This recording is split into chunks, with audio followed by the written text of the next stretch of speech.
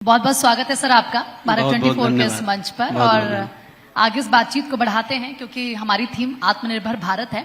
और ऐसे में क्योंकि सदस्य आप पूर्वांचल विकास बोर्ड के, तो बोर्ड की अगर मैं बात करूं आत्मनिर्भर भारत के साथ जोड़ते हुए इस दिशा में आप कैसे आगे कदम बढ़ा रहे हैं, कौन कौन से फैसले अभी तक लिए गए हैं?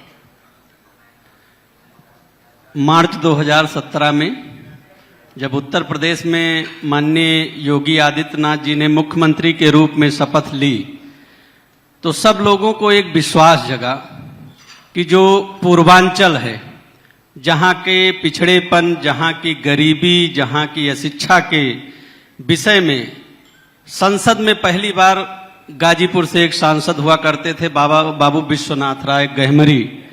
उन्होंने जब पूर्वांचल के पिछड़ेपन और पूर्वांचल की शिक्षा के बारे में संसद में बताया तो पूरी संसद रो पड़ी थी।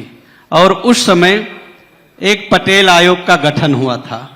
पटेल आयोग के गठन के बाद जो उसकी सिफारिशें थी वो 2017 तक लागू नहीं हुई। और जब माननीय मुख्यमंत्री जी योगी आदित्यनाथ जी मुख्यमंत्री बने तो उन्होंने पटेल आयोग की सिफारिशों को लागू किया।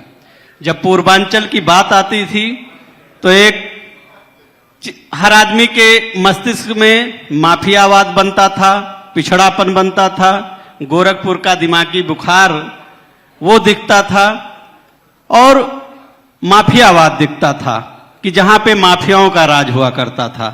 लेकिन ये स्थिति बनी कि आज गोरखपुर में जो जापानी इंसेफ्लाइटिस था उस पर 100% नियंत्रण पाया जा चुका है। Purvanchal expressway, Gorakhpur link expressway, Baba Vishwanath corridor और अयोध्या में भगवान राम का भव्य मंदिर।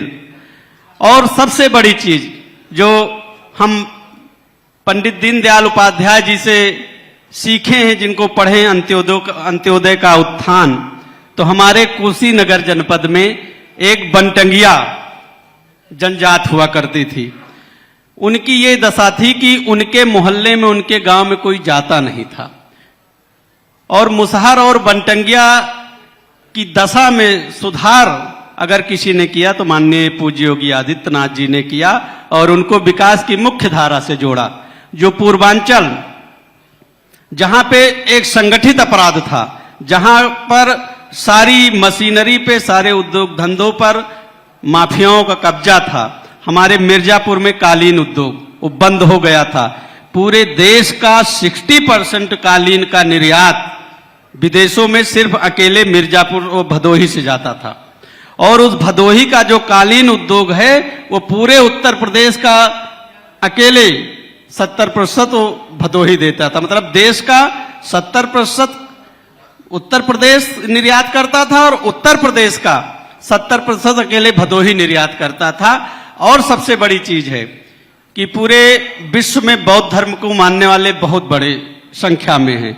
और जो 7 बौद्ध सर्किट है पूरे विश्व में, उसमें से 6 बौद्ध सर्किट अकेले पूर्वांचल में है, उत्तर प्रदेश में है। उस बौद्ध सर्किट को आपस में जोड़ने के लिए बौद्ध परिपथ का निर्माण हुआ। और आपसे बताऊं कि भगवान बुद्ध का जन्म स्थल, भगवान बुद्ध का परिनिर्वाण स्थल यहां होने के बावजूद जो बौद्ध धर्मावलंबी थे वो 1% से भी कम यहां आते थे। लेकिन हमारी सरकार ने बौद्ध परिपथ बनाया और जो बौद्ध सर्किट है उनका विस्तार किया, उनका विकास किया।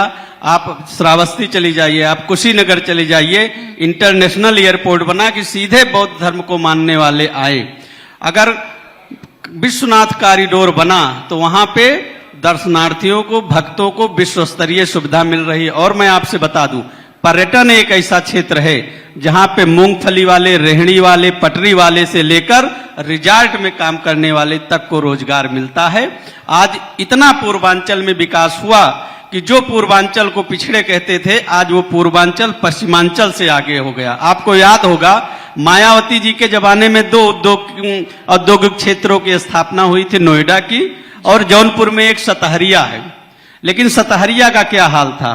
वो माफियावाद की भेंट चढ़ गया था, गुंडई की भेंट चढ़ गया था।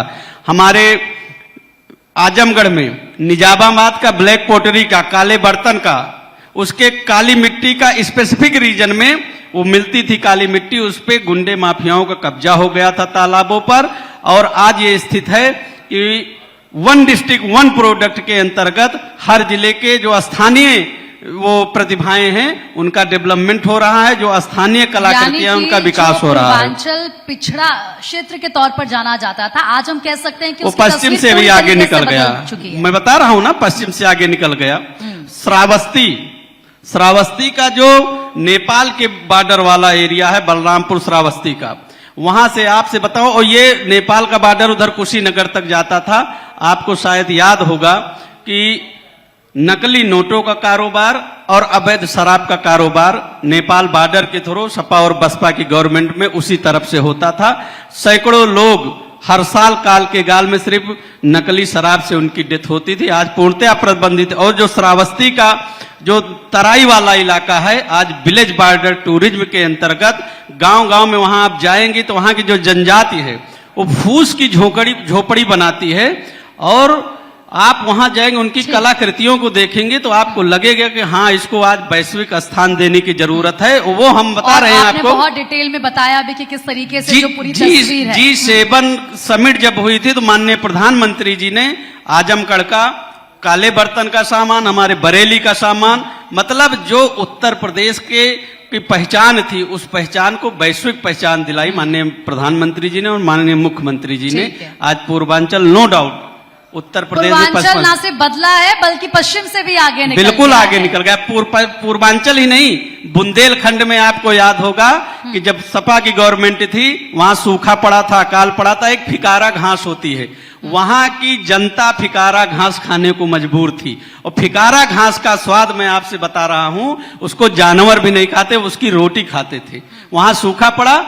आप जाए कभी कालपी के पुल पे, हम लोग जाते थे तो लोग कहते थे भैया रात में मत जाइए क्योंकि कालपी के पुल पे लूट लेंगे। आज उत्तर प्रदेश से संगठित अपराध खत्म हो गया और बुंदेलखंड में तब से सूखा नहीं आया। एक महाभारत का प्रसंग है कि राजा काल का निर्धारण करता है, काल राजा का निर्धारण नहीं करता।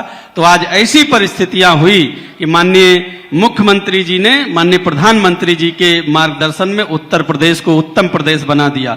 यहीं अपने जौनपुर में गोभी सबसे ज्यादा पैदा होती थी, उसके लिए कोई मार्केट नहीं थी।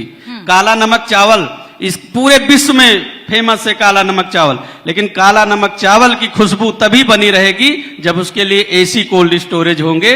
उसके लिए एसी कोल्ड स्टोरेज की स्थापना सिद्धार्थनगर में माननीय मुख्यमंत्री जी ने की। और सर मुझे लगता है मेरे सवाल कम थे लेकिन आपके जवाब ज्यादा थे। बहुत बहुत शुक्रिया और बहुत ही बेहतरीन तरीके से आपने बताया कि किस तरीके से पूर्वांचल की जो तस्वीर है वो बदल गई है, ना सिर्फ बदली है बल्कि पूर्वांचल आगे बढ़ चुका है, पश्चिम से भी आगे बढ़ चुका है। बहुत बहुत शुक्रिया सर आपका भारत 24 के इस मंच पर आने के लिए, अपनी राय हमारे साथ साझा करने के लिए, अपना समय हमें देने के लिए। Thank you so much sir.